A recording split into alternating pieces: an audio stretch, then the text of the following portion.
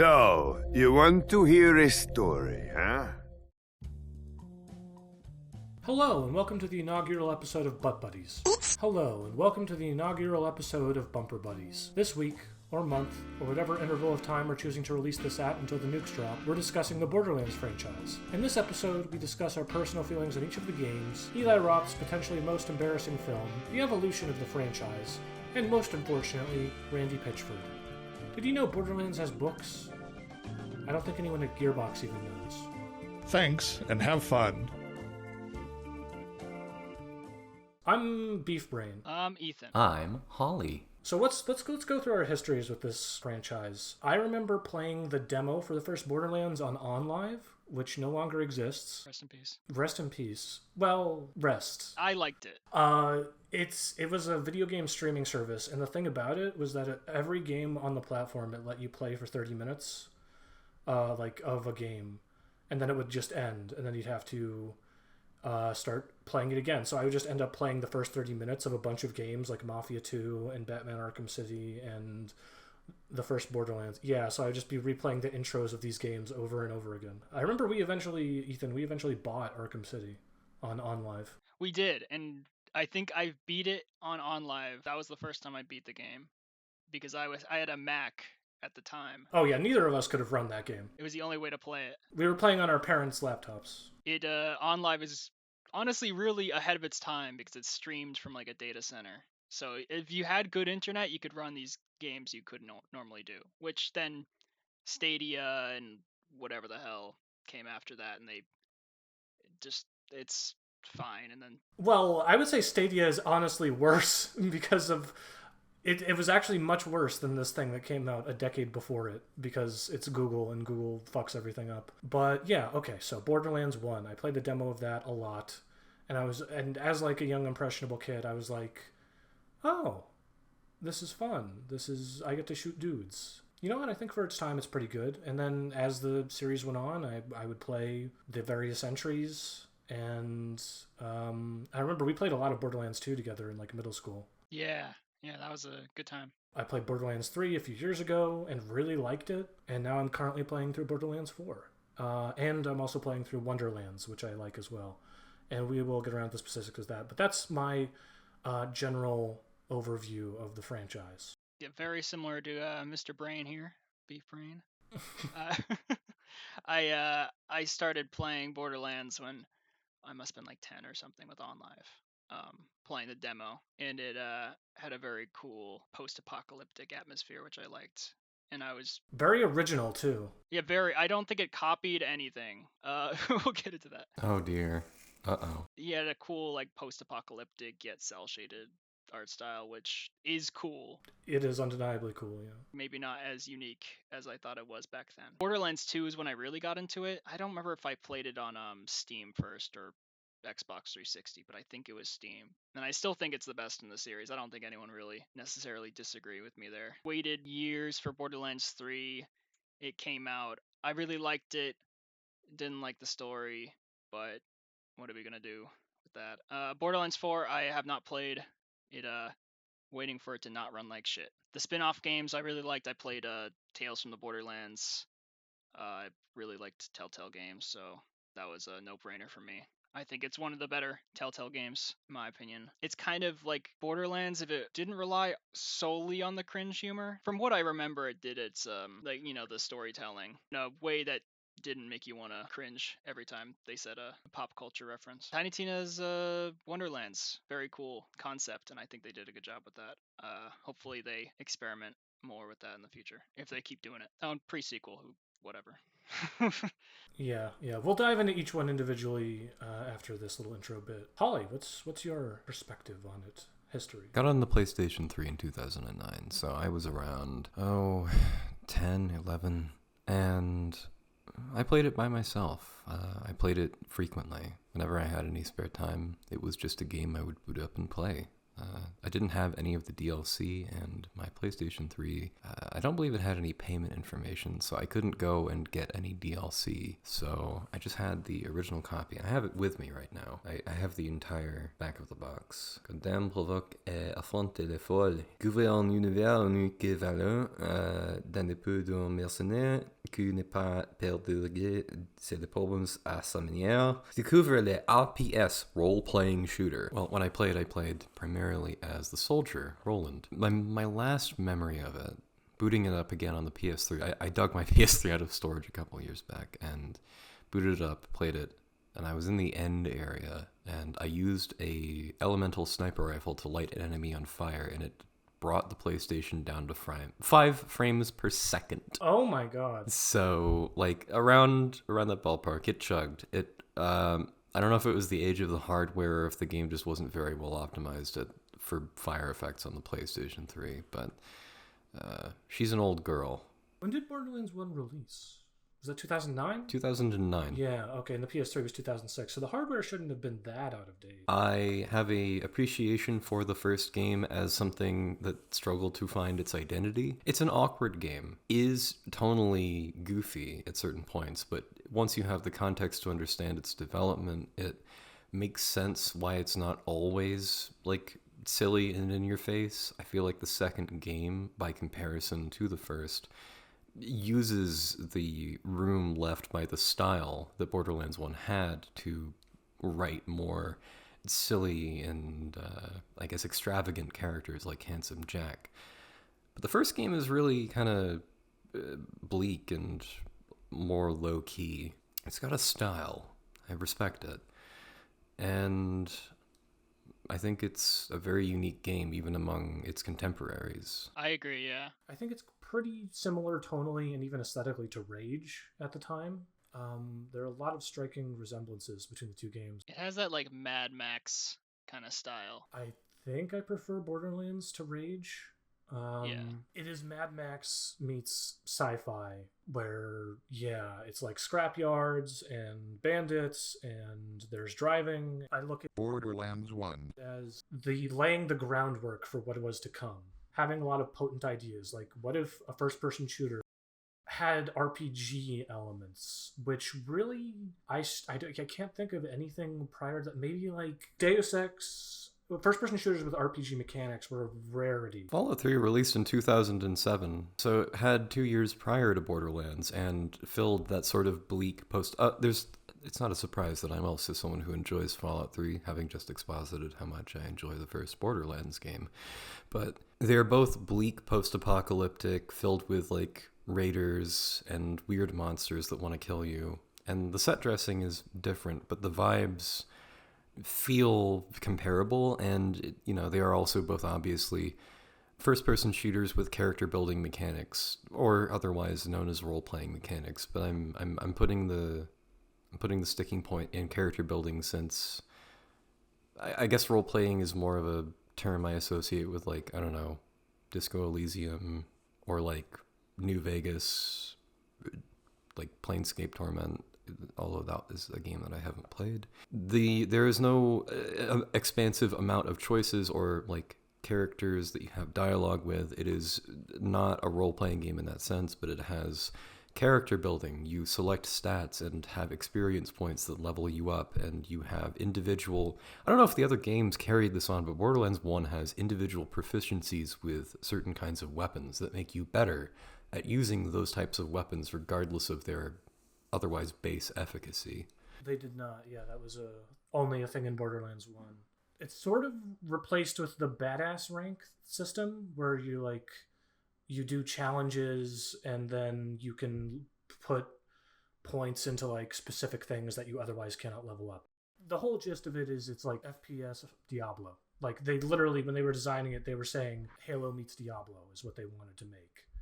I think for the first game, they did an all right job. I think the pace, for me personally, of the combat is a little bit slow, and there could be more variation in the environments for my personal taste. Yeah, in my view, it's just like laying the groundwork for further evolution of this formula, and I think it does a respectable job of that. I think there are a lot of things in the first game that I feel like maybe I kind of like more in the first game than compared to Borderlands 2. I think Borderlands 2 has more, it's definitely, obviously it's a different style compared to the first game. Yeah, it's a wildly different in terms of tone, I think, is the big thing. Yeah, that's the big one. I think Borderlands 2 has that reputation of being just like a meme humor game, and I don't think it necessarily is. It's not devoid of memes. That very much has some old memes at the time. I think even then it was kind of just probably not funny. I think the idea of incorporating meme humor and like internet humor into a video game was very novel at the time. It's like, oh, these game developers, they're just like us. They laugh at the things we laugh at, like Trollface. Remember Trollface? Double rainbow all the way. Oh, double rainbow, full on, all the way. Oh, perfect double rainbow, all the way. Oh, what does it mean? What does it mean? Oh, double rainbow. Oh.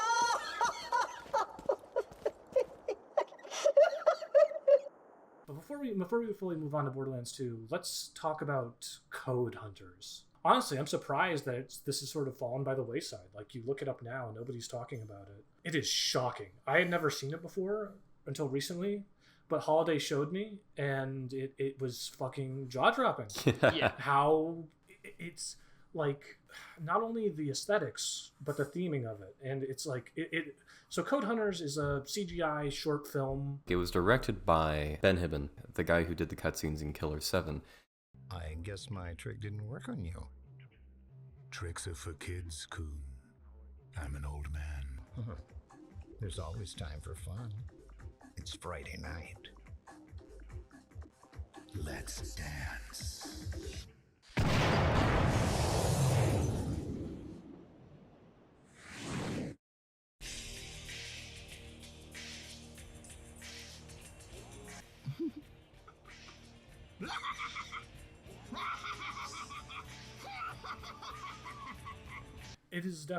It is way style over substance, but it's cool.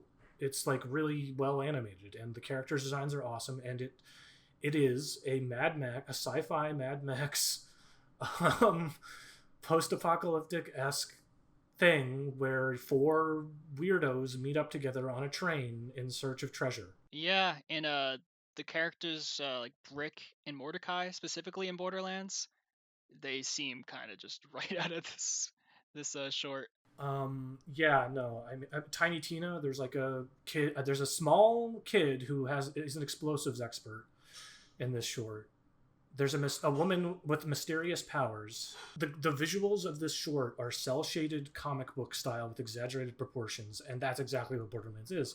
And the most damning evidence is that later Randy Pitchford said, yeah, we reached out to the director of the short to see if he wanted to come and work at Gearbox to help develop the visual style, and he said no. And obviously, you look at these things side by side, they just went ahead and took the style anyway. I was contacted by Gearbox prior to the redesign of the game in 2008. They asked me if I would be interested to direct/design some cutscenes for them. We exchanged a few emails, but didn't materialize anything in the end. I didn't think much of it in the time until I saw the final game in 2009. To be absolutely clear, I have never created or designed anything for Gearbox or Borderlands. Gearbox saw my work and decided to reproduce it, make it their own, without my help or my consent. The hardest part for me when this happened was understanding why they wouldn't ask me directly. We were already talking about doing some work together. It made no sense. It's a quote from Ben Hibben. When I was showing image comparisons between Code Hunters and Borderlands to Beef Brain, when I pointed out the very first thing you see after exiting the bus in the first Borderlands game, it was almost like a parody of the fact that they were ripping off Code Hunters. You really did just kind of cannibalize Ben Hibben. I mean, they didn't cannibalize Ben Hibben, the human man. Not that we know of. Yeah, for legal reasons, we have to clarify Randy Pitchford did not eat Ben Hibben, as far as we know. Yeah, it's just like, if I was Ben Hibben, I don't know why he didn't do this, if he just didn't have the finances to do it, if he felt like it would have been a dick move. I would have gotten litigious. It's really tough because you're put in a position where you have this pretty big corporation. You could go to court for it. I'm sure that would take years. It would take years, and they would just like Gearbox would use their lawyers to stretch it out so that Ben wouldn't have any finances left to pursue it. You can be right and be in the right, but that's not enough. So with that acknowledged, I think we talked about Borderlands 1. I mean, it is a co-op FPS Diablo-like with a style cribbed from an MTV short. And it's okay, in my opinion. I think it's okay. It's got a lot of world building. They brought on some real talent to make some designs that would imply a large world that exists. Obviously, like, the scale of the levels is just what you can navigate with a buggy over the course of 2.5 minutes from like either end. The bandits, the psychos, the various people of varying levels of mental stability and motive for attacking without any prior provocation are all people who were abandoned on Pandora, the planet. They are said to be former people contracted to work, mine out valuable resources, and then send them off planet. So it is a dead-end town if that town was the whole planet. That's like the vibe. It's entrenched. It kind of reminds me of Cowboy Bebop in a way. Like how like there are just certain areas in space and in planets that are just a vibe stretched across an entire like mass. Like the entirety of that planet is just that vibe. And so it brings that feeling of like isolation. Like there are so many other places in the galaxy you could be, but of your own volition, you've just landed yourself in the worst part of any of them. Yeah. So plot-wise, it's like you can pick from 4 Vault Hunters, and this game has co-op, by the way, which I don't think any of us played Borderlands 1 co-op until very recently. I've played it before. Okay. I had not played it co-op. Which we played the Game of the Year edition, and in order to get the co-op working, we had to go into an INI file to disable the voice chat. Otherwise, it lagged because the voice chat took up tons of ping for some reason. And this is a common issue as well. Oh, I believe this happens with every copy, yeah. It's in what is ironically called the Game of the Year Enhanced Edition. There's an aphorism in game development, or I guess just like the development of many different kinds of things, where if you fix something, you break something else. And usually that's meant to be about the process, and not necessarily is indicative of the quality of the thing on release, to such a major degree that it causes like detrimental lag between people who live in the same state. You fix something, you break something else, and then you don't fix that other thing, is the Gearbox motto. The Enhanced Edition kind of is... I don't know what they were doing with that, but there are new bugs. There are just fixed bugs from the original. It still doesn't run great. I would say the Gearbox got put on the map by Borderlands. It was one of their most successful games sold worldwide. 4.5 million copies. That's nothing to sneeze at. And Borderlands 2 sold way more copies, like a lot more copies. That was a big game of its era. So yeah, let's get on to Borderlands 2. My favorite Borderlands. Yeah, how many hours do you have in Borderlands 2? Definitely 500 at least, compared like with from Xbox 360, a little bit of PS Vita. I mean, I've gotten every legendary, at least the ones that make sense to get. For achievements, I haven't gotten them all because some of them are just discovered all name locations and stuff. I don't really care. Other ones, like I'm looking at it right now, but some of them for the new expansion that they released before Borderlands 3 was released, I think. Yeah, they did. That was interesting. They did a DLC to connect BL2 and BL3 using tales from the Borderlands characters. I've got 150 hours in this game, a decent amount of time. My primary memory right now is that I used a cheat to unlock all of the cosmetic items, and then young teenage me was racked with so much guilt that I still feel bad about it to this day, despite it having no negative consequence. And not being a rational emotion to feel, especially about Borderlands 2. That, and apparently after playing the game enough, I was like asleep and my door was open and my mom heard me like sleepily moaning the name Zero because I was playing as Zero at the time. So other than that, I guess I don't really have any like concrete memories of like playing through it. I remember like the general like feeling of the flow of the game, like You start off in that one icy location, you go to a town, do some other shit, and then you kill Handsome Jack. That's kind of it. It's kind of it. Yeah, this is the game that really got me into the franchise. Borderlands 1, I mean, playing 30-minute demo of it was cool, but I never really got into it after that, even when I had like money to get the actual game. Claptrap's presence is undeniable. I could spend 30 minutes of heaven with him forever in the intro to Firestone. Oh, yeah. He's certainly there. I can't deny it. He's the funniest character. If we can just make him work, it's the key to all of this. Allow me to introduce myself.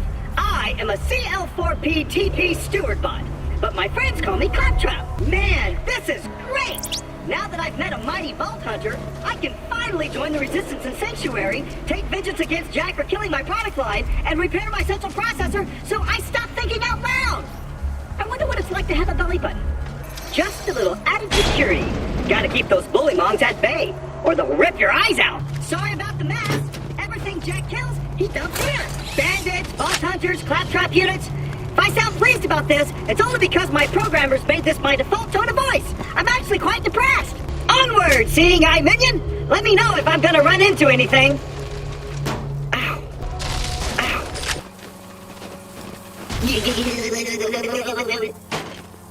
Oh, my eye just switched back on.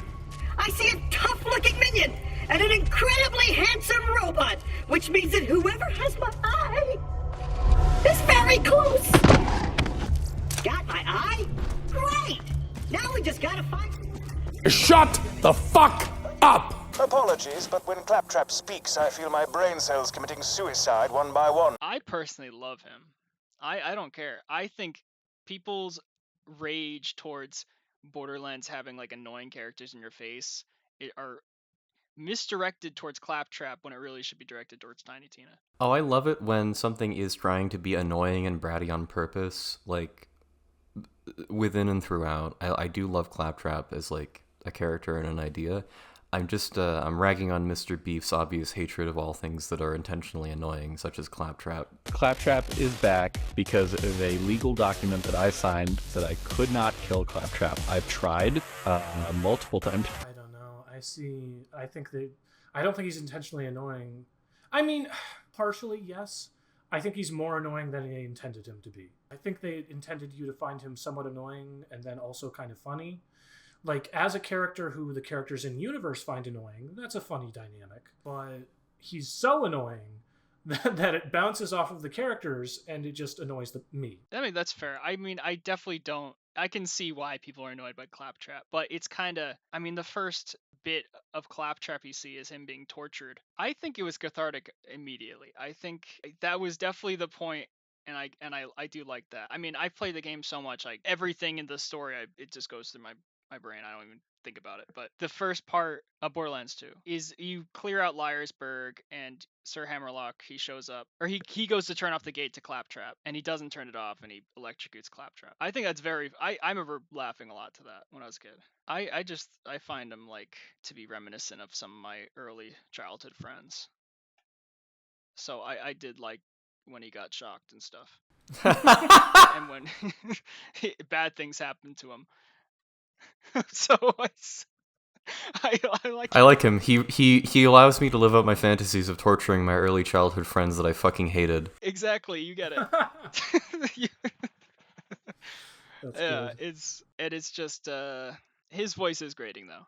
That's the one thing I will say. I will concede that. Yeah, so I played some Borderlands 2 recently. After having played a lot of BL3 and BL4, I went back and played some Borderlands 2 in preparation for this. Gunplay is much better to me. It's faster paced. You use your abilities a lot more in comparison to 1. The guns are wackier and more over the top and do different, more interesting things. There's more gun variation, more enemy variation, more environment variation.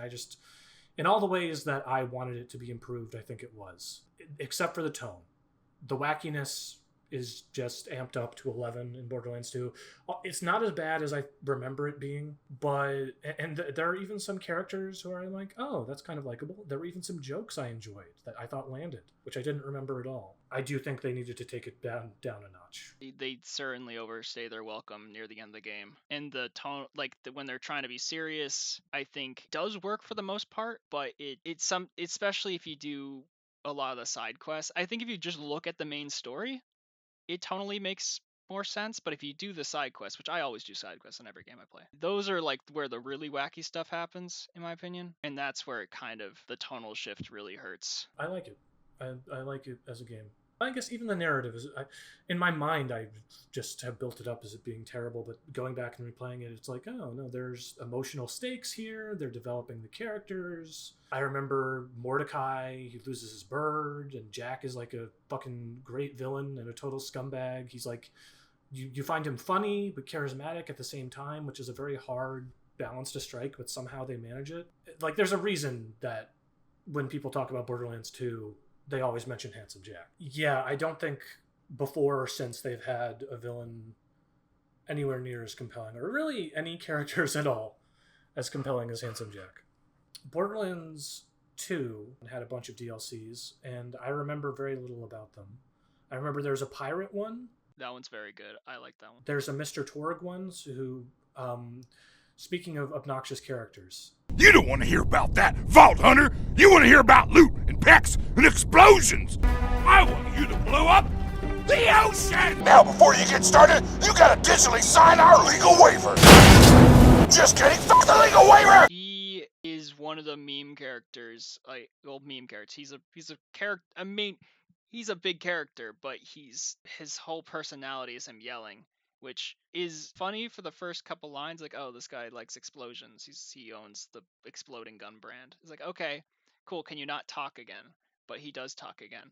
I will say, with him being super fucking annoying, it kind of makes there's like these small DLC packs called Headhunter packs, for a couple dollars. It's kind of just like a mission tree or whatever, or like a quest tree for each of those. One of them is where you have to listen to a story from his grandma. I can't remember exactly how long it was, but she tells you a story in real time that takes like 30 minutes or something. Okay. I think she asks you questions in between, so you're listening. It's really funny. That's funny. That's like, I respect it. I respect it so much, even though it's pointless. You don't have to do it, but that's the best part about Mr. Torg, and it's not even his character. It's his grandma. Yeah. Again, Borderlands has a lot of characters who are like, this is novel for 10 minutes and then it's old. Like, that joke is really funny. That is a good joke. I'm glad they did that. So they have good instincts sometimes. Sometimes there are some good ideas for jokes in there. The characters you play as are pretty bland. As Zero is interesting enough. I played as Zero. He speaks in haiku. He's a ninja. I think he's cool. Yeah, the Borderlands 1 characters are really bland. Like the playable characters. And the skill trees compared to Borderlands 2 are night and day. They're just gain 5% weapon switch speed. It's like, okay, I'm not gonna be happy, but that's fine. But Borderlands 2, you have things that actually like you build around and stuff. I think you can really change your playstyle in BL2. Yeah. I'll head to the fucking plate for increasing a number by a small increment. I'll be weird. I'll be a pervert about that one. I think having played recently with co-op, with Beef and another friend, playing as Mordecai and upgrading how much damage you do on headshot with a sniper rifle is fun because it means guys explode more often. But also you can get a skill that makes it so that you deal even more damage after subsequent kills. And now, I think on console, it would be difficult to repeatedly achieve headshots that instantly kill enemies, but playing with mouse and keyboard and being, I would just say a pervert about mouse movements, I can get consistent headshots with good latency. That resulted in a lot of popping of dudes. That was fun. Oh yeah, there's definitely a place for that, but I guess my main comparison is like Zero has a skill, it kind of has the same thing, like it's like something sniper ascendancy or some shit. If you hit headshots in a row, you gain stacks of this thing and you do more and more critical hit damage.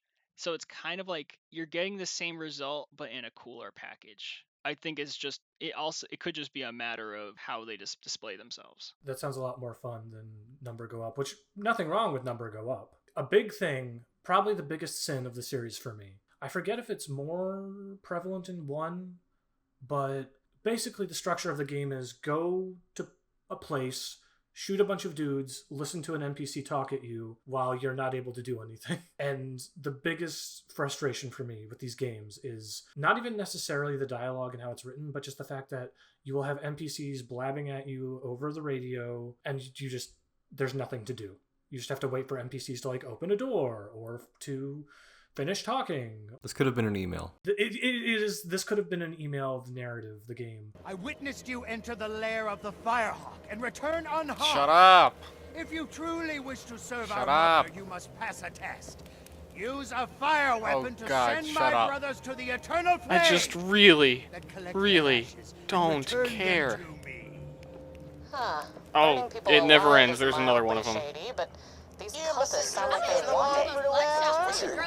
Everybody's kicked me out of their fellow and now they're celebrating with And like an interesting comparison for me is Half-Life 2, where there are exposition scenes, but the way they do them, there's things to interact with in the environment. They're very sparing with how many of them there are. The narrative is a lot more investing, and the characters I find to be more endearing, and just the dialogue alone tells you a lot about who these characters are, which I guess Borderlands also does that in some cases, unfortunately. I've been thinking about when characters talk at you in games and the necessity of it for the game designers to tell you what they want to tell you. I say this could have been an email as a joke.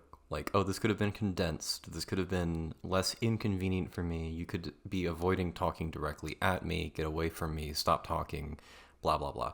But a comparison I actually have that might not surprise you, Beef, is Need for Speed Most Wanted, because that game has a frequent amount of messages you will receive on your singular mobile SMS service, as was the custom of 2006 in the Midwest of America. But the thing is, they're all, like, okay, half of them are voice, but you can open them and then receive the message and then let it play out if you want.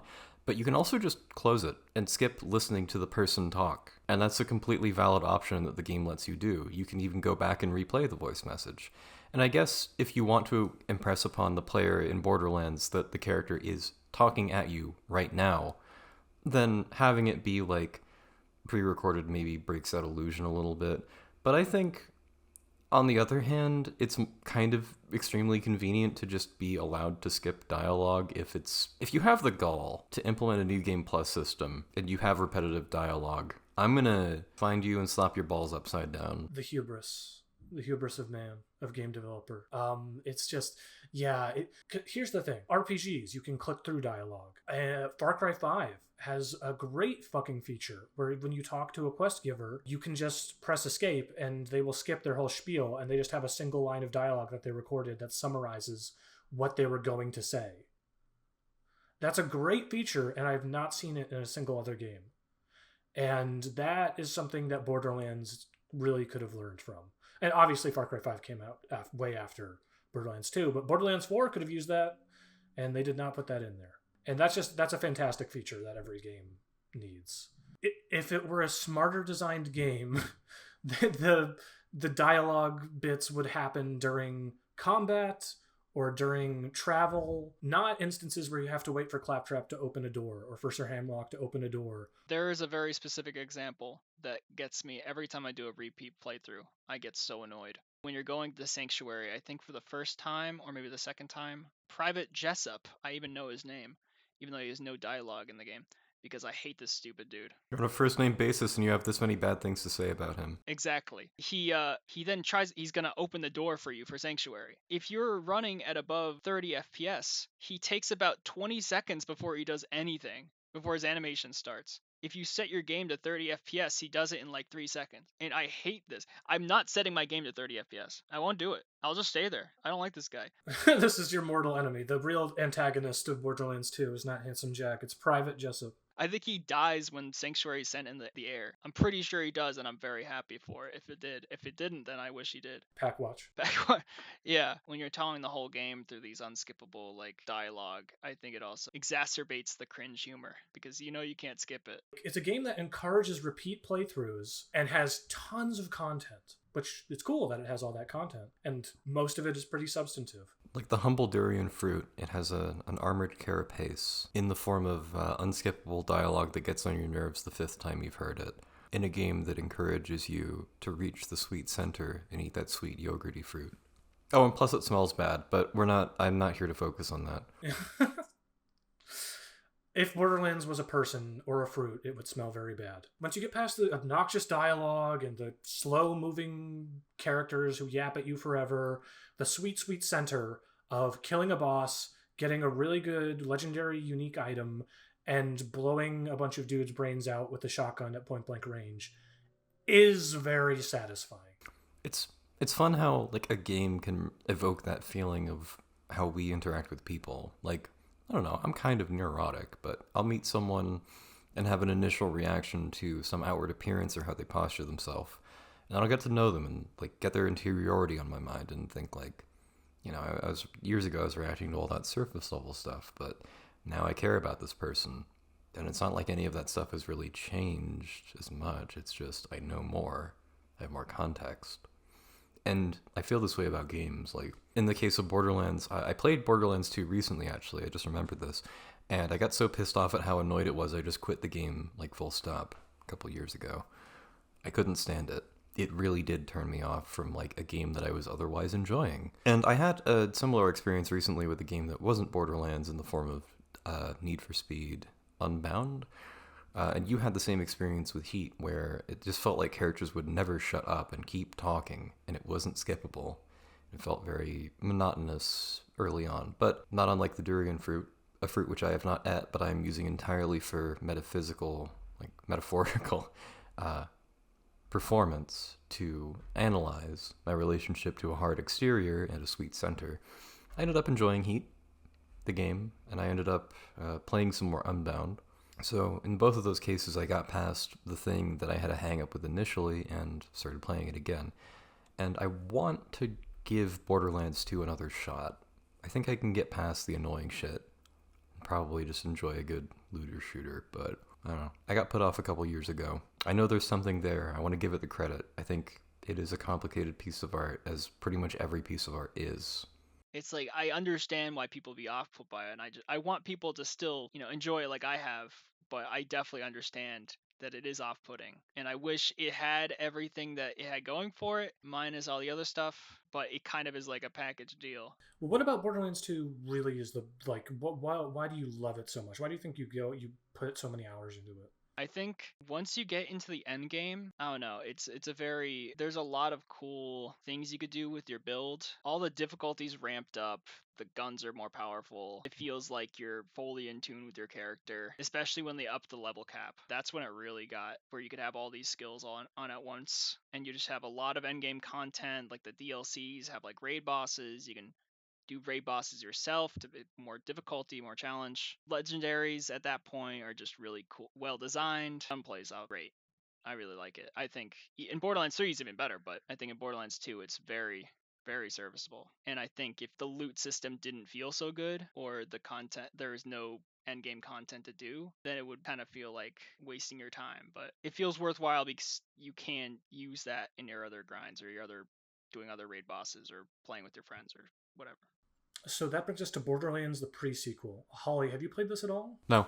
I own it on the Switch and on PC, and I have not booted it up on either of them. This one's really bad. I think I played like 13 hours of it. You have 8. Okay. Much less. You can play as Claptrap. His ability's also annoying. Oh, really? What does it do? Does he like yell? Does he yap at enemies and then that like stuns them? It's randomized. Oh my god. So if you want like, oh, I'm dying, I need to use my ability to gain health or some shit, it's like, nope, you're now bouncing around like a bouncy ball. So my experience with the pre-sequel, I didn't remember anything about it except that it took place on like a space station, and that was the only environment. And it was pretty much played like Borderlands 2, and so how bad could it possibly be? And I loaded in. I was on the moon surface, and I was moving extremely slowly in low gravity, and my reload was really slow because you're in low gravity, I guess. Then a character called Pickle started yapping at me, and I quit. Worst character ever in any game. How bad could Pickle possibly be? He's an orphan. He's an Australian, British orphan child with a really high-pitched voice who just talks at you. But he does the Borderlands thing. The core gameplay is more or less just Borderlands 2, but these things surrounding it, the samey map design and visuals, the zero-G gameplay, Pickle, it's all terrible. The zero-G is like, it has its moments and it has a lot of its non-moments where you're just kind of really slowly traversing the map. It does add another like gear component where you have like the O2 pack where those do different things. Oh yeah, you had to get oxygen packs, otherwise you just die. Yeah, but it's not that bad, my opinion. I think it's kind of cool. You can like do ground slams and stuff like that. But like they're trying Borderlands 2, but in space, kind of more annoying. No end game content really. A cool DLC and an Australian subsidiary or branch of Gearbox that got shut down after the game because it didn't perform well. Yeah, no one liked this one. Yeah, which I feel bad for the devs who lost their jobs because the game sucked, or it didn't suck. It's just you don't need to play it over Borderlands 2, and especially now Borderlands 3 is out and 4. There's no reason to ever go back to it. The characters, though, I think the characters, the skill trees, I think they're fun. Athena's cool with her shield. Claptrap, while annoying, is kind of fun. The Handsome Jack clone guy, I actually never played him, but from what I know, he's cool. From my people I played with. You get Wilhelm, which is like the guy you kill really easily in Borderlands 2, spoilers, and that's cool. But you also have a character whose skill tree only works in co-op, which is a cool idea in theory. Really sucks when you can't find anyone to play with you because they have to play Borderlands the pre-sequel with you, and that's already hard enough to play on your own. So like their abilities are like co-op specific. Like, do you give buffs to the other players? Yeah, there's buffs to the other player. Your team gets more whatever reload speed or something. That's a neat idea, yeah. If somebody drops out of the playthrough, or just you start a playthrough with someone who's hard to get in contact with, and then it's just like, well, fuck, now I'm stuck. I've leveled up this character, and I'm fucked. Overall, the pre-sequel, beef, like, you kind of got turned off of it immediately, and Ethan, you've played more of it, you have more of a nuanced opinion of it, having played it longer, and overall, like obviously I haven't fucking played it, but overall, it's, I don't know, doesn't sound like it did anything that Borderlands 2 wasn't already doing. It had cool ideas. The main characters you play as, I think they have cool abilities. It doesn't really have any endgame, so nothing really to go for. Story was okay. It's kind of just feels like an expansion to Borderlands 2 that they extended into a game. Yeah. 1 step forward, 2 steps back. Is not an iteration in a way that really mattered. Kind of a regression. And so that brings us halfway through the series released, like, first-person shooter games. We are at the mark between 2 and 3, so I guess 3. You haven't played it all, Holly, right? No. And Ethan, you played it all the way through in the previously, right?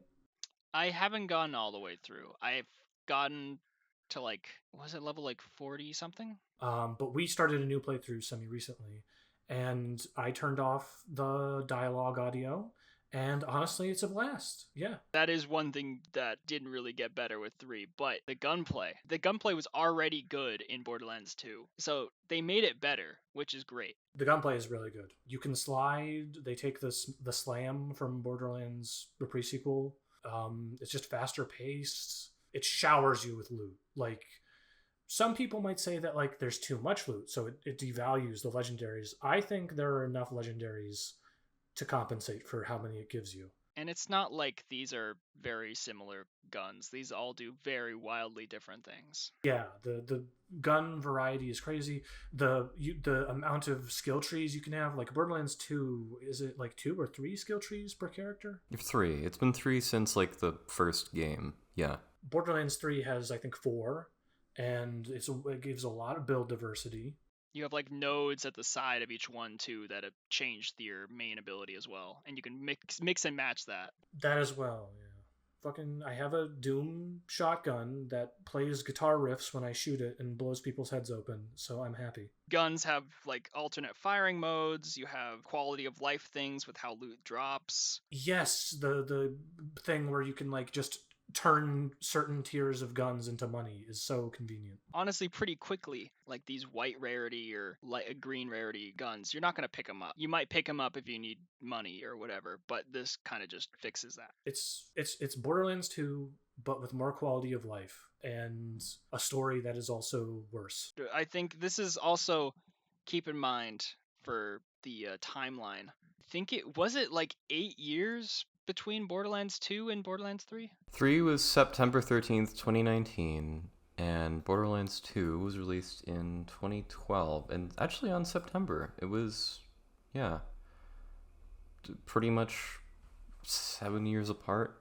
They were teasing it for so long, but they were teasing it in a way that no one could really definitively say they were making it or not, and it was so frustrating. There are, like, on YouTube, there are people who do primarily Borderlands stuff, like build guides or something, or challenges or stuff like that. Of course. Which they had to get really creative in those 7 years because there's only so much you can do in Borderlands 2. So honestly, they were doing a lot of cool stuff with the limitations they had. There are some YouTubers who only did like Borderlands 3 new leak for 7 years straight because that's all and it was so frustrating because you watch one of those videos 10 minutes to get the pre-rolls.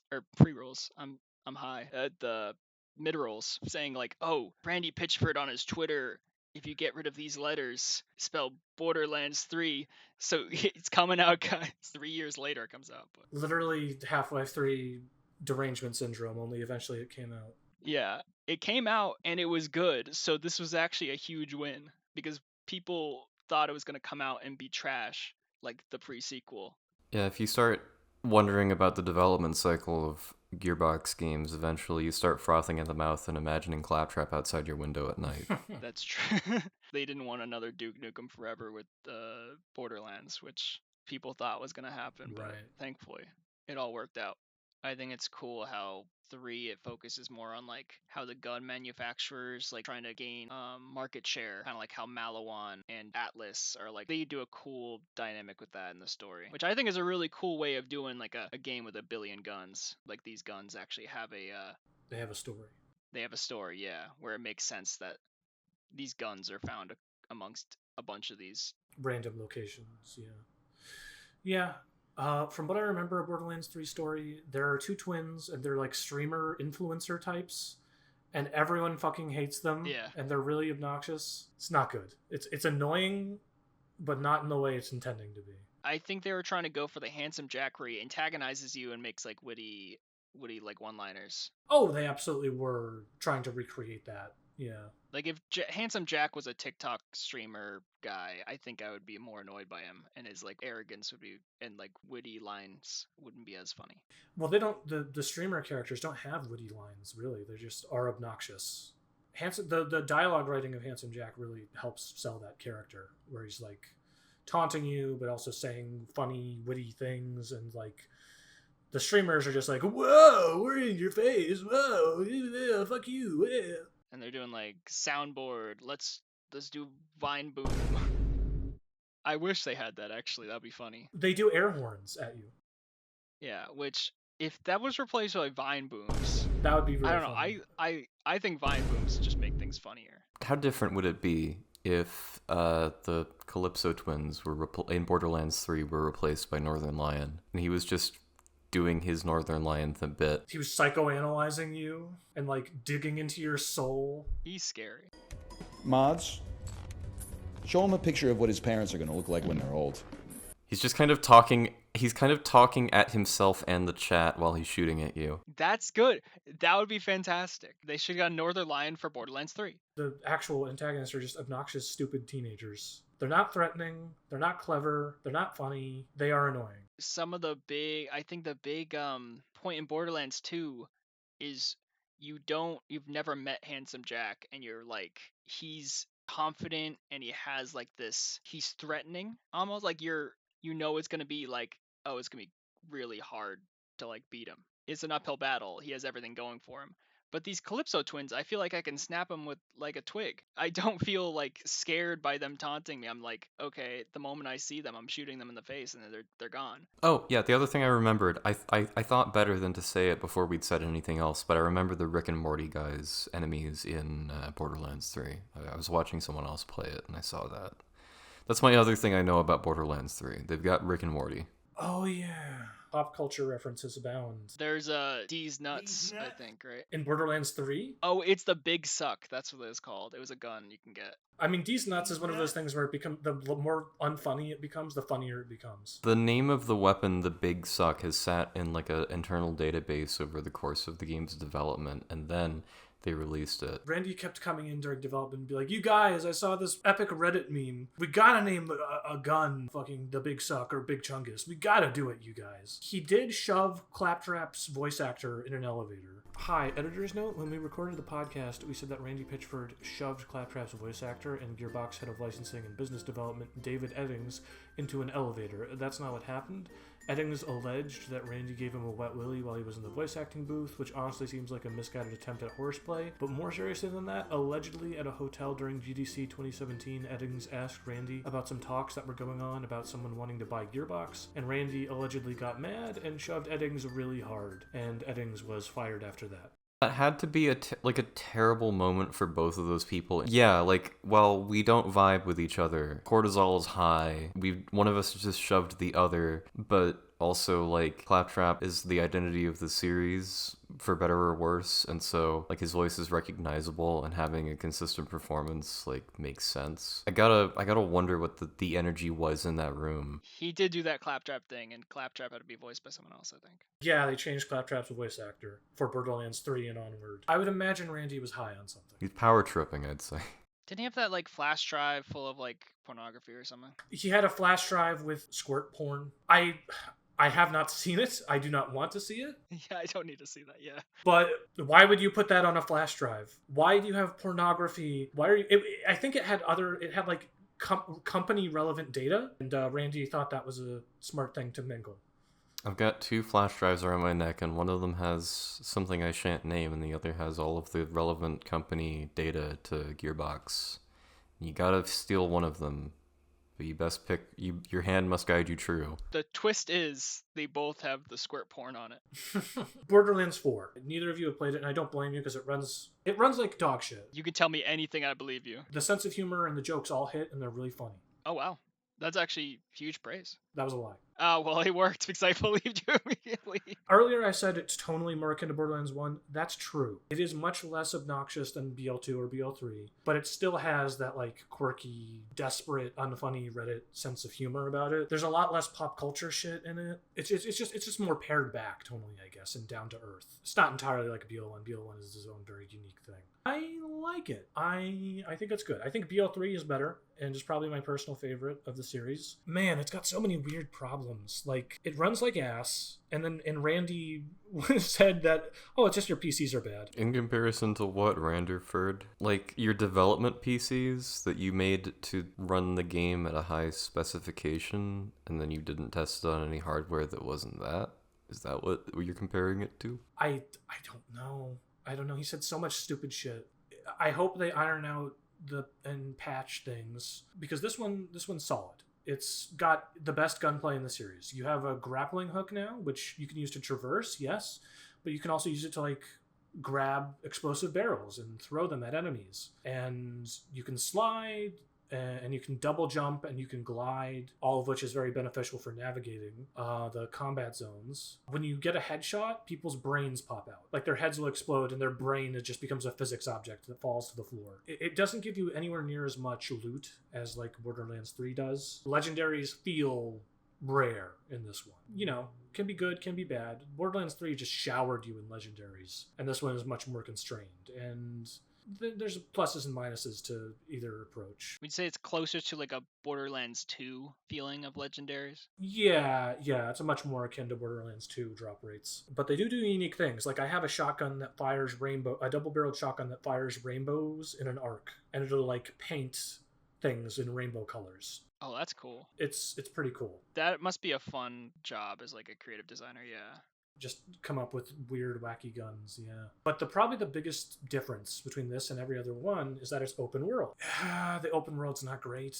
It's got like a lot of vast emptiness. It's very Ubisoft. Clear out a camp, disable propaganda, you do this, you do that. It's nothing that hasn't been done before. It's no Breath of the Wild. It's not taking advantage of the open world format to do something interesting. It just is open world. I honestly miss the zones of like BL1, BL2, BL3, where they could like minutely craft much better paced areas and zones to traverse through. Whereas here, you're just summoning your Destiny hover bike, because that's how vehicles work. They've removed catch a ride, and it's just you summon a hover bike at any time from any point. Which makes sense for the gameplay, and I'm not against it. It's fine. Just navigating the open world is so tedious. There's like large cliff sides and canyons that you have to just go around. Oh, there's no mini-map. Really? I did see pre-release gameplay of like people who played it early, and they're just bumping around, like walking into walls, because they have like there's like a Skyrim like compass or something that has like dots and like arrows and stuff to where points of interest are, but if there's a lot of them in one area, you're just it just feels like you would be walking around like not knowing where to go, because you're kind of focusing on that because you have no mini map to like glance at. And it doesn't indicate verticality either. You could be looking around for like an item and you're like, where the fuck is it? And it turns out it's like 5 miles underneath you, and you have to go look for a cave entrance. People figured out you could use arrows to indicate height on an otherwise horizontal compass, right? Apparently not in this game. Like, people found out how to mod that retroactively into like the early 2010s Fallout games. You can use graphic design to communicate like depth and height. It's crazy. My only guess is that they want to encourage exploration, but I don't really care. I just want to do all the things and get all the stuff so I can move on with the game. You know what I would say encouraged exploration was a mini map. Yeah. But no, you just have to keep opening your map over and over again. The loot filtering system, this time around, there's just a DPS stat, which I appreciate. Only you can't filter by DPS. You can filter by level, by manufacturer, but not DPS. And so the closest thing I do is I filter by level when I want to look through my inventory and see what I want to equip or potentially swap out. Just bizarrely, it resets what your filter is set to every time you boot up the game. So I have to constantly open up my inventory, go to the drop-down menu, hit level instead of manufacturer. And so I would like for the game not to forget what I set the filter to every single time I open it up. There's just so many little problems. There's mission types where you have to pick up like a data rack and deliver it to a base that you've freed, but you can't use your bike when you have the data rack, and you can't ADS when you're holding the data rack. So you just have to walk around slowly across this big empty map. That sounds like ass. That sounds like a thing that's been solved by so many other games. Yeah, it doesn't make it fun to have to navigate on foot. I guess they want to encourage combat, but like there are better ways to do that. I think I saw someone like throw the thing and then get in their bike and then bike over to where they threw it and then grab the thing and then throw the thing. Yeah, Hoverbike's fun. It's good. Mechanically, the game is really good. Narratively, I've turned off all the audio dialogue. I have no idea what's going on, and I don't care. It is not the most ringing endorsement I've ever heard of a game's writing, regardless of the quality, but just how someone like Ethan can play this for like hours and hours and hours and just agree with the sentiment. It's probably better with the dialogue off. Yeah, it seems pretty... I have subtitles on, and from what I've gleaned, it seems fairly generic. But man... getting fun new weapons and shooting dudes in the face is really fun. And for that reason, I'm probably going to like do all the side content and push through it. And one of these days I'll get it and play it when it's more optimized. Then there's Tiny Tina's Wonderlands and Tales from the Borderlands. Tales from the Borderlands, it's a spin-off from I guess a spin-off from a DLC from Borderlands 2. Borderlands 2, there's a DLC which some people, it's agreed upon that the best DLC from Borderlands 2 is the Tiny Tina's Assault on Dragon Keep, where it's essentially a meta narrative where you're playing D&D with Tiny Tina after the main story progressed, where Roland unfortunately passed away. It's a D&D therapy session, which is a clever narrative thing. I think it's cool. The problem is that it's Tiny Tina. Yeah, so you have that. Can we just talk about the black scent? Aquafina should voice Tiny Tina. Aquafina, Tiny Tina. It even rhymes. But she's like a 12-year-old talking like she's a gangsta rapper, and it's very uncomfortable. Lady's got a gut full of dynamite and a booty like...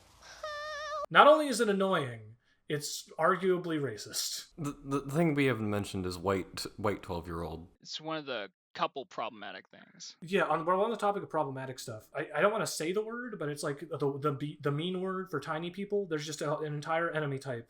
And this is, I think they're in Borderlands 1. They're certainly in Borderlands 2. Yes, it's a series staple to be ableist. Like, obviously, we've kind of just called the enemies that are called psychos what they are in the game, which is that they are called psychos. But yes, they are different enemy archetypes of the subclass of gas mask wielding, buzzsaw axe wielding, melee gentlemen that run at you and scream constantly. There are little people with shotguns that fire the shotgun and they get knocked back onto their backs by the blast and have to get back up after each one. I remember that from Borderlands 1. And then they have the badass psycho who is like very like physically large but has one deformed smaller arm and one larger arm. Like, physical ability and deformity are present in the series in a way that kind of frames them as though they are traits almost exclusively possessed by the antagonistic characters that are, I wouldn't even really say evil so much as just aimless, in your way,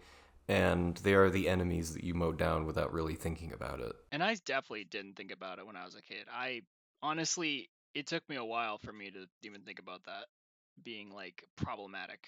And I think a lot of people are in the same boat where it kind of normalized that thought process. You give a child this game who hasn't really seen physical deformity represented in any manner that could counter the example of these characters just being like video game enemy fodder.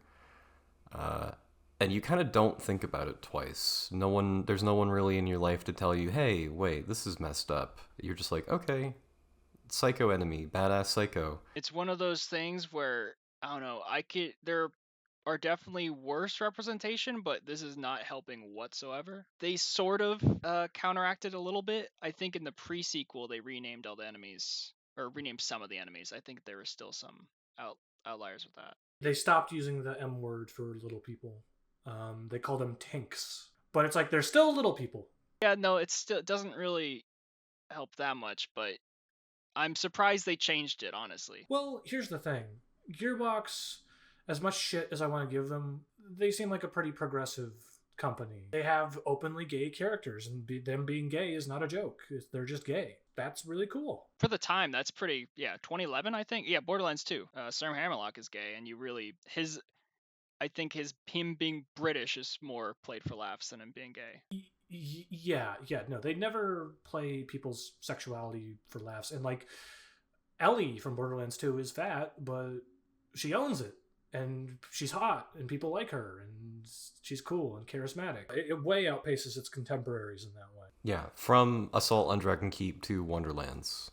Yeah, Wonderlands is based off of that DLC. It does the same kind of meta commentary, like meta game within a game where you're playing D&D and your character is the D&D character. It has very similar Borderlands gameplay loop. You're getting loot, you're leveling up, but it's more, medieval focused. So you have melee weapons that can drop, like swords and other things like that. You have like a hub world where instead of, I guess, fast traveling to different areas and having like a big area, you have like random encounters. So you have that. I think it's a really cool idea. It does it pretty well. It's what you expect from Borderlands, but it has that like kind of medieval D&D like fantasy feel. I think it has a lot going for it, and it kind of just drops the ball in the DLC front. There's not really much to talk about in that, unfortunately. I played a little bit of it. It's not really I don't really remember it that well. It's just not all there for that, but I think the main story's worth it. It's a really interesting experiment in this franchise.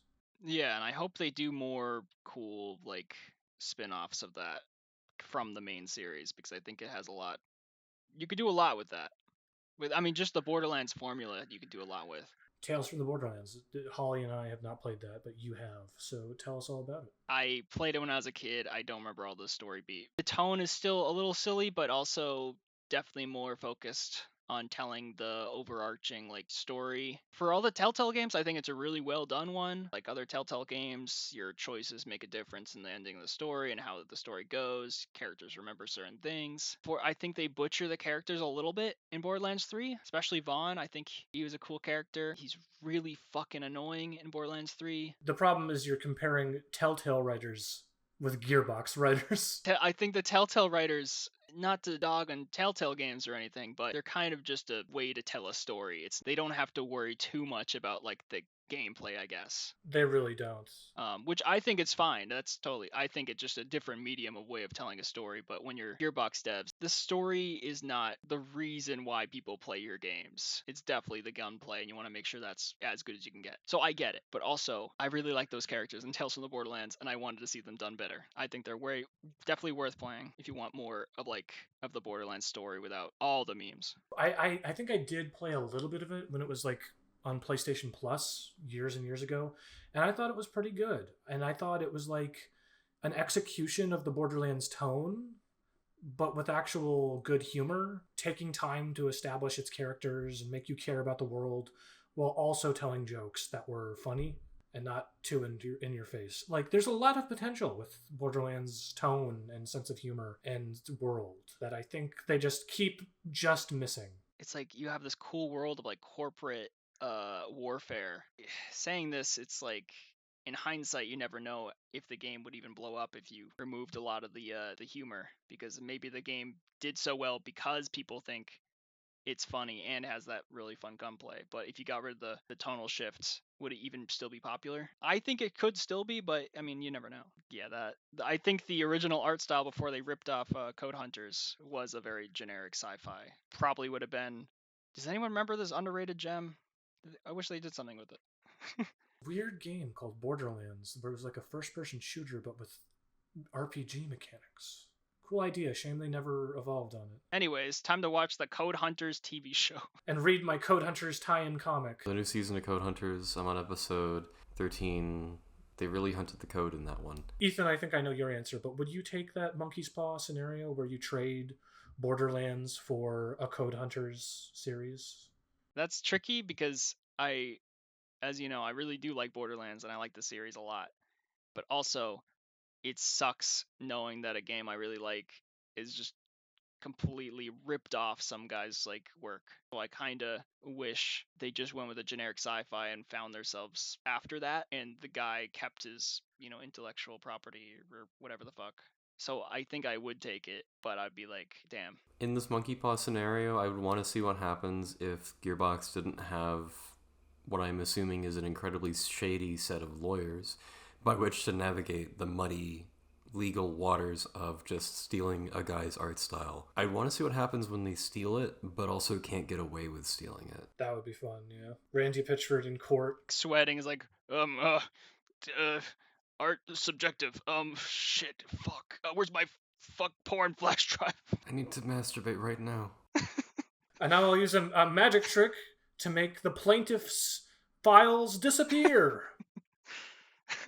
But yeah, I guess to do with the original scenario, there's way too much that makes me trepidatious about infinite possibilities of what Borderlands would be if butterfly effect basically, what if this game wasn't as popular or didn't sell as well and I didn't play it and didn't grow up playing it whenever I had free time as an 11-year-old. I can't imagine what that would be like. Mm-hmm. Here's a question. Would we have Destiny if Borderlands didn't exist. I don't know. I don't know enough about Destiny. Borderlands is the original looter shooter, and Destiny is like that, but in an MMO format. Maybe not. If we did have Destiny, it would look a lot different. I mean, I feel like the idea of Diablo meets a first-person shooter would eventually be done by somebody. It would have happened, I think. Honestly, shocking it didn't happen sooner. We've discussed the spin-off games that we have experience with, which is Tales from the Borderlands, Tiny Tina's Wonderlands, and, well, I guess those are that, right? Well, there's one more. The new Tales from the Borderlands. Oh yeah. Has anyone played that? I have not played it. Didn't even know it existed. Okay, then we can't talk about that. We have no fucking idea what it is. No, okay, moving on. There are 3 other spin-off games listed on Wikipedia. Oh god. Borderlands Legends, an iOS release spin-off game. It is a isometric strategy game with the Borderlands style, releasing alongside Borderlands 2. People say it doesn't have anything they liked about Borderlands in it. Borderlands Online was to be a China-exclusive online shooter game for PC and mobile devices developed by 2K China and Gearbox Software and published by and operated by Shanda Games. It was slated to be released in 2015 but was cancelled in November 2015 when 2K China was closed because of profitability concerns. That would have been sick. What the hell? Borderlands Vault Hunter Pinball. Downloadable content for a PlayStation 4 pinball game. And now we've moved off of games. And now we move into other forms of media. There's a comic series which I briefly read through out loud at Beef in a call. And it's the origins story of each of the characters from Borderlands 1. It was released in like 2012, around the time Borderlands 2 was going to be released, I think. It was in November 2012. So it was like a prequel to Borderlands 1, but also was in the anticipation for Borderlands 2.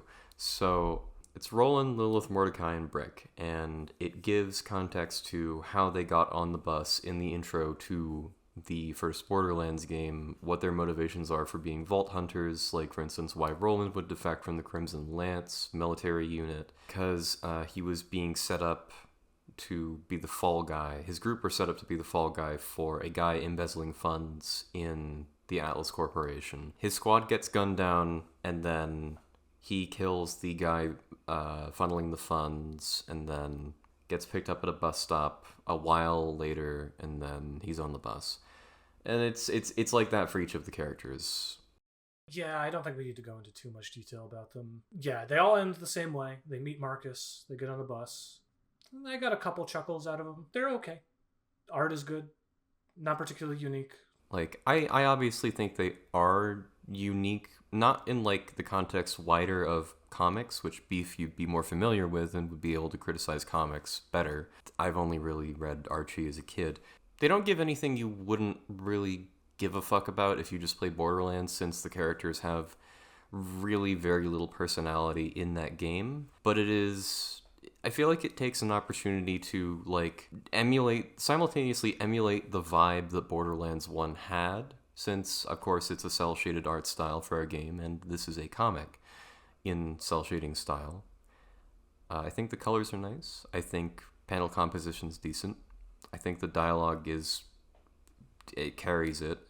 Not, like, exceptionally, it just is part of the structure, and there's some jokes occasionally. I feel like it's part of what Borderlands 2 was doing, where they had the cast from the first game come back as characters that would show up throughout the game and help the new cast of Vault Hunters, and then they would get fleshed out throughout Borderlands 2, and you'd start to care about them because they had actually become characters at that point, rather than characters to be inhabited by a player holding a controller that don't really get much depth. And so these comics give them that, like, humanization. It gives them motives other than just being controlled by a player. And that's an interesting thing that the series does that I actually think is really cool, is, like, it'll bring back the previous game's playable characters as NPCs. And even from 2 games prior, it'll bring them back. Not Pickle, though. Not Pickle, thank Not Pickle. God.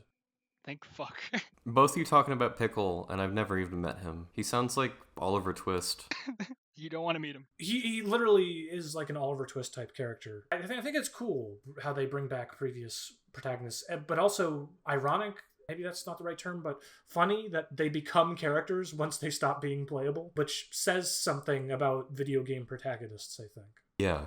Yeah. Maybe it says something about Gearbox and its priorities and how a character can basically become a whole person once you stop playing as them. Because that's not the priority with these games, is they are not role-playing games in that traditional sense of character development through dialogue and like experience and understanding. In Borderlands, it's basically just you're picking a class rather than a person. I will say, at least in Borderlands 2, there are echo logs that explain more about playable characters, like backstory a little bit. That's true, yeah. They do flesh them out a bit in the echo logs, yeah. And Borderlands 3 does this as well. But to me, it's like, well, where's all this personality in the game? There's a little bit in their voice lines sometimes, but it's not really that many. There's like only 20 separate voice lines that they say, and it's not anything that interesting. Zero has the most style for sure about it. You probably wouldn't be surprised to know that Borderlands 1 has cut content, even in the period at which it was going to be more basically ripping off Code Hunters, but more stylish, rather than, I guess, bland. That includes dialogue for characters reacting to certain events in the world. That was an intentional choice to cut that. It was thought about and then left. And so I think with 2, there must have been that desire to at least give the opportunity to have some insight into who you're playing as and make them seem more like a person rather than a silhouette and a set of stats. I can understand that. And I can also understand why it wasn't in Borderlands 1, just because, fuck it, we have to get this fucking game out the door, oh my fucking god. There are more comics we didn't get the chance to read. There's the entire set of The Fall of Firestone, released in 2014, and the novels, which I actually didn't know anything about. Oh shit, I didn't even know that. I ain't reading that shit. I'm Gen Z. I don't read. I just know TikTok and Instagram Reels. But now we get to the film. Okay. So I'm the only one here who suffered through the entirety of Borderlands the movie. Which... where do I even fucking begin? I think I like to consider myself a connoisseur of fun bad movies. Movies that are not particularly good, but are entertaining. War of the Worlds 2025.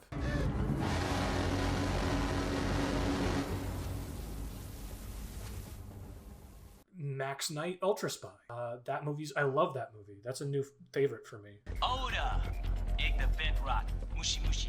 Hey, yo, Drip. I got Jake's in full effect. We been jack blood. Straight. The Godfather. Okay. Sure. Okay, yay. I'm kidding. But yes, films that have a reputation for being bad, and however you measure that, it's going to vary, but just generally, like, it is confusing to watch, but entertaining, and you often will laugh at, like, the film trying to do something cool or endearing, and it'll fail at the cool part, but it will probably be endearing just because you're fucking laughing at it. The sincerity for me is a huge thing that makes a So Bad It's Good movie. Like, Transformers 7 is not a So Bad It's Good movie, it's just bad. But, like, The Room is a guy bearing his heart and soul out on film and failing. And just floundering, just absolutely fucking fumbling. And it's, from what I understand, like with its cult reputation for people going to see it, pretty good on that metric. It's amazing. It's one of the best movies ever made.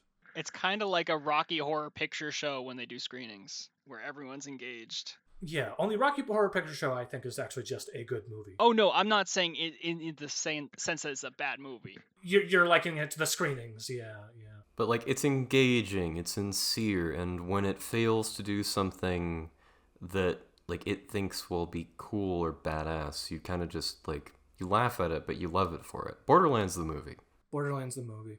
Directed by horror picture filmmaker Eli Roth. Eli Roth made that? Oh, that explains it. Yeah, he did Hostel, which is a Saw ripoff. He did Cabin Fever, which is actually just a good movie. He was in Inglourious Basterds. He befriended Quentin Tarantino, and that's how he got his start. He did the Death Wish remake with Bruce Willis, when Bruce Willis was in his dementia era, and which is it's basically just elder abuse. So, this movie, where to begin? It's PG-13.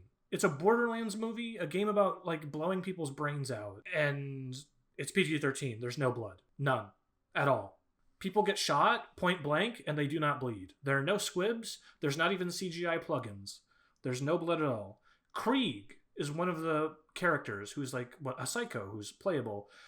He doesn't use his saw, really. He just fucking tackles people. That's like his whole thing. Yeah. Tiny Tina's actor is really bad. And it feels bad to shit on child actors. That's never fun, but she's not. And this may not be her fault. It could just be Eli Roth being a terrible director, but it's like the worst elements of the game, where it has the obnoxious sense of humor, where characters never shut up. None of the jokes land. Claptrap is there. Oh, Claptrap is there, baby. What's happening right now? I'm expelling the excess lead. I can't go if you're looking at me. Ooh, actually, scrap that. I can. I really can. Actually, it's helping. All the sins of Borderlands. I just love that. That's a sin. It's true. Only it's not obviously the original voice actor, because Randy Pitchford pushed him. It's not the guy from Borderlands 3 or 4. It's Jack Black, because we need to promote the movie with star power. And it's just another branch Jack Black is hitting, falling down the tree of embarrassment. I am It looks bad. It looks really cheap. It looks like half the scenes were shot. I mean, they were shot on green screens, but like it's really obvious that they were. It's kind of trying to be Guardians of the Galaxy mixed with Raiders of the Lost Ark. It does make sense. It's like a ragtag group of weirdos who come together to find the vault. And it's action scene exposition, which is what Raiders of the Lost Ark is. The difference is that movie is directed by Steven Spielberg. This is directed by Eli Roth. Eli Roth. He's one of those directors that he's like trying to be Quentin Tarantino, but Quentin Tarantino at least makes good movies. Oh, I don't think Tarantino's made a single bad movie. I think all his movies are great, but he's also just a fucking obnoxious blowhard. Yeah, and Eli Roth is an obnoxious blowhard, but also makes bad movies sometimes. But yeah, specifically on the movie, right? Like, I didn't watch it. I asked Beef to show me some clips of the film that he thought would be examples of it being bad, and I thought they were just like out of context. They aren't like offensive, but they're not. They don't have much great direction, at least in the action scenes. Because of the lack of violence, they can't really draw attention to the impacts of... Well, they can't really do impact shots like you said they couldn't when we were talking about it before. But it lacks that sort of sense of violence that a gun shootout would have. There's this whole scene in a warehouse where there's buzzsaw wielding psychos climbing over boxes to get at our group of protagonists, and they get shot repeatedly, but there isn't really much to that. They just have to fall over because there isn't any blood, but they're getting shot by the dozens as well.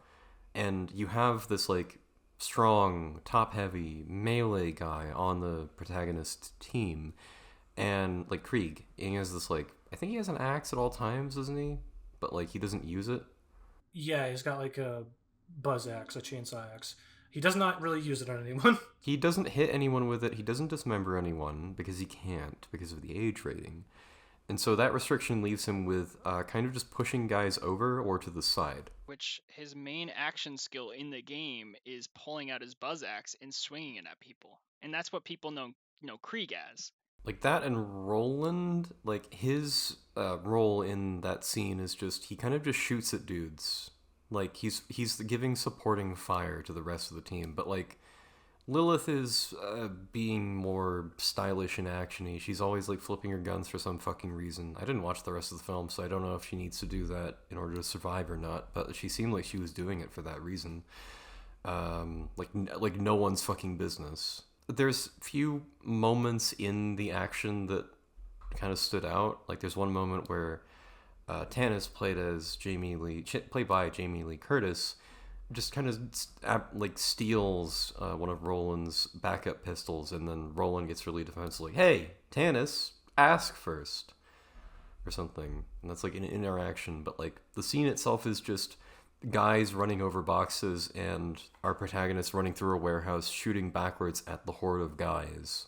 There's little that makes it stand out. It's kind of just consistently B-roll of these guys clambering over shit. Shooting guns wildly. There's nothing about good action is involved in that, where characters feel our heroes feel vulnerable or take damage, or you see the impact and the weight of the violence via close-ups or squibs. It's none of that. None of that is present. All the action scenes are like that. And it's just action scene exposition. And the dialogue is terrible and annoying, and the characters never shut up, and it's like they're just talking. It does this thing that a lot of modern comedy movies do, where the characters just yap, desperately throwing shit at the wall, hoping a joke sticks, and none of them do. And because there's no game to back it up, it's just that much more annoying. There are like multiple flashbacks and like narration scenes, and characters will just state the obvious out loud. That just happened. Oh, Claptrap has lines that are practically that. It is that level of dialogue. I have like plot inconsistencies and nitpicks on here on my notes, but like, who gives a fuck? It's one of those things where I have some like friends who are honestly bigger Borderlands fans than I am, who will defend anything from the games, will die in those hills. But when the movie came out, I was gonna like, oh, I'm gonna watch it because like I love Borderlands. They watched it first, and they were like, this movie is so bad. There's no defending it. When you lose your diehard fans who will defend anything about your game, if they can't handle it, they can't like deal with it, how do you think a regular moviegoer would? I suppose the other thing that like stood out to me when you were showing me the most interesting like parts of the movie, having watched it the other day, Beef, was there's the scene where like Roland is defending a slow moving elevator or something, or a malfunctioning elevator, and it's like his last stand. He's being heroic, he's sacrificing himself for the good of the team, and he dies basically, except they leave the tension in the air for like a moment, don't they? For two scenes, there's like a couple of beats between him going down, defending the elevator, and the group making it out safely. And then they just show a scene showing immediately, like within how long? 10 minutes? He did not in fact die. He just gets up and he's like, well, okay. And then he doesn't show up. He doesn't show up for the entire like remainder of the runtime until the climax of the movie. Yeah, where he has this heroic moment where it's like, that guy you thought died is showed back up to save the day. Only we didn't think he died because you showed us that he survived. There was no low point. There was no valley. There's no tension to compare to the peak of emotion. Like, he didn't die heroically defending an elevator. He fell over and had to shove a corpse off of himself. And then he just doesn't show up for the entire rest of the film, right? Like, yeah, it's just narratively a mess. There's nothing about it that's redeemable. Not a single thing. And I like to be positive when I go into movies. Even movies I hate, I look for things that I think are good. And it looks ugly. The dialogue's bad. The plotting is bizarre and nonsensical. It thinks you're an idiot with the way it does exposition. Just bizarre. Just utterly bizarre. Oh, and the casting. It's all stunt casting. Like, they do not look like the characters from the game. Jamie Lee Curtis and Cate Blanchett, like, the characters they're playing in the game are like 30 years younger than them. He is middle-aged for an amazing reason. Yeah, that casting, I don't really get it. Why is Kevin Hart supposed to be the soldier guy? He doesn't even crack jokes. I guess Roland's supposed to be like the straight man. Like, he's not supposed to be the one who's joking. Yeah, but then why would you cast Kevin Hart? Why would you cast a comedian? But Kevin Hart is the opposite, yeah. And not a good one at that. Sorry. If anything, he should have been Claptrap. Yeah, actually, Kevin Hart as Claptrap, that would be kind of funny, at least for a bit. He's short. He's got like a higher pitched voice. Jack Black as Claptrap is just bizarre. Right? Yeah, Jack Black is annoying sometimes, just like Claptrap. I don't know. This movie, man, is the only thing of note. Actually, there are lots of things of note, but this podcast would go on for way longer than it already is, and I'm not keen on editing a 2-hour audio file, but fuck it. Craig Mazin, the guy who wrote Last of Us, the TV show, and Chernobyl, which was really fucking good. He wrote the original draft of the script of this movie, and then Eli Roth came in and like started changing it, and Craig Mazin was like, remove my credit from this movie. I don't want to be associated with this anymore. And so I forget what he's credited as, but he's not credited. He's under a pseudonym. That's how you know. Does anyone know how long it took to make the film? I'm leaning towards really long. Like a decade? A film adaptation of Borderlands was developed since 2015 as a tentpole movie by Lionsgate. Oh my god. I mean, it's not uncommon for like adaptations of things to take a really long time to develop because of rights problems. But also, this is a Gearbox IP, so I'm sure it has a lot to do... Because Randy Pitchford is credited as executive producer of this movie. That explains it, then. This movie was just so bad, man. It made me feel bad watching it. Holly, do you still have the Wikipedia page open? Can you look up how much money this made? Well, the budget was anywhere between 110 to 120 million. That was the budget. Do we want to guess how much it made at the box office? 15 million. 33 million. That's pretty bad. That's really bad, yeah. Needless to say, it did not get good reviews from audiences or critics, and I don't think it's going to get a sequel. We didn't try it all, and they hated it. We'll never do it again. Well, we've tried nothing, and we're all out of ideas. I think a Borderlands movie could be cool if they had a rated R thing where you actually showed what the game is known for, with like guts and gore and shit. But also, maybe for the best. Should have been animated. Which they never would have done, because like that doesn't play to a Western audience, but still. I think it could have. I mean, it would play more than this shit. An R-rated, I don't know, R-rated animated stuff does not really play in the West. Although that's starting to change with the popularization of anime. An R-rated animated, like, gory, I think that would be cool. That would have been cool, yeah. But no studio would have wanted to do a animated video game adaptation, R-rated. They saw Kevin Hart in their video game adaptation live action. It's like, this could work. Let's do it. One other funny thing. Scooter and Ellie are in the movie. Yeah. For one shot. What? For a 2-second shot. Yeah. Why? What? They're at the very end of the movie where everyone's celebrating that they saved the day, even though nobody even was there to witness that they saved the day.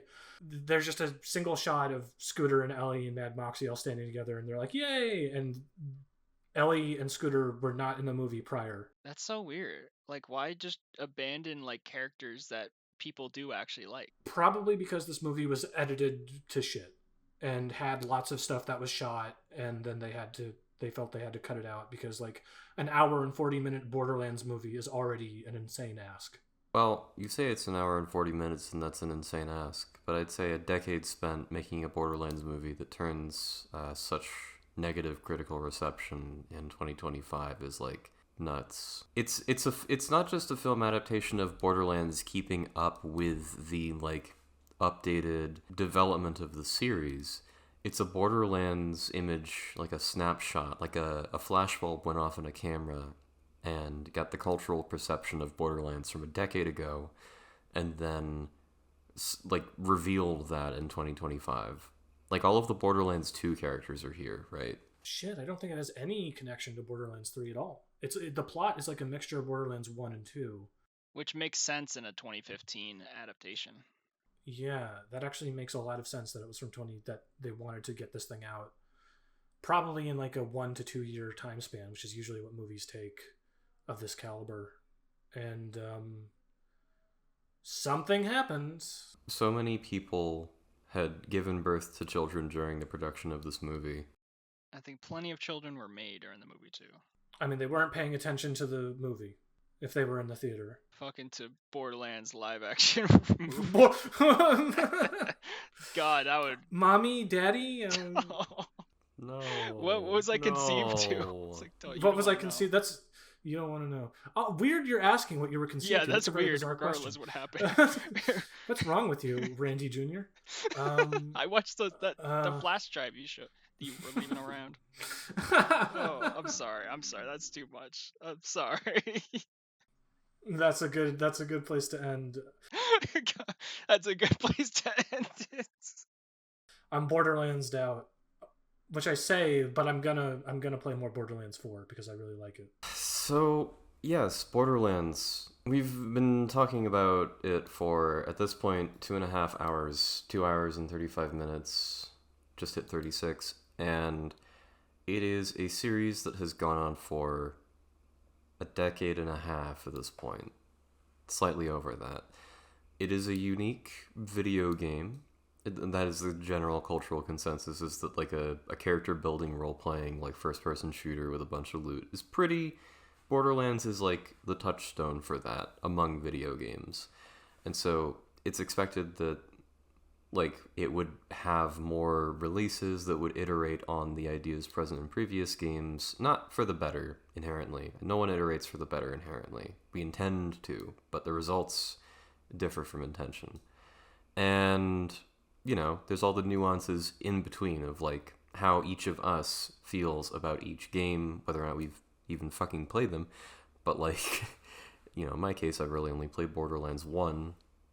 It's, you know, these games have left an impression on me. Love it or hate it, Borderlands is an important, unique game series that refuses to just paint itself into a corner and be the same thing and not be weird and bizarre and sometimes off-putting and mismanaged and produce a whole bunch of emotions. It's a weird, janky mess of a franchise. And you know what?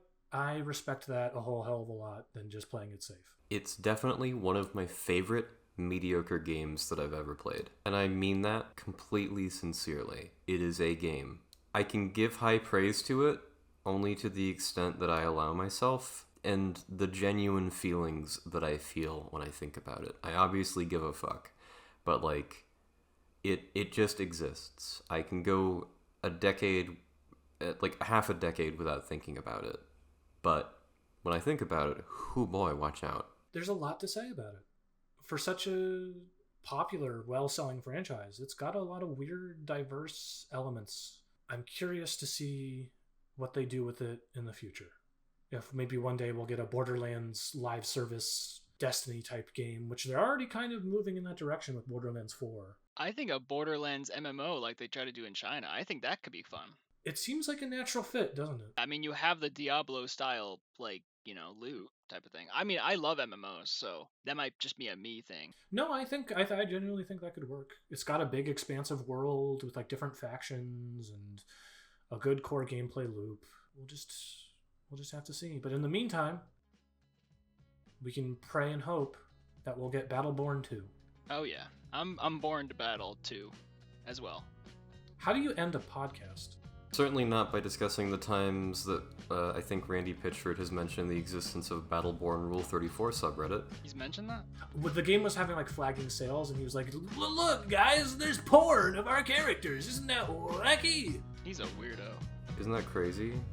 Isn't that crazy? Please tell me that's crazy. Please, tell me that's crazy. Our stocks are in free fall. Tell me it's crazy. What would we like to plug? Other than our asses. I've got nothing to plug. I'm not really plugging anything right now either. Me neither. I think that's a great place to end the podcast. Good night, everyone. Have a great day.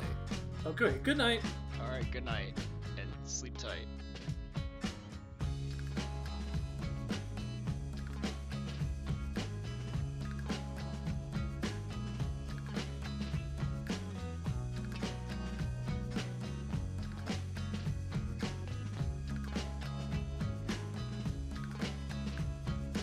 Uh-oh, I think my internet went out. That's not good. Well, Audacity, I guess it's just you and me.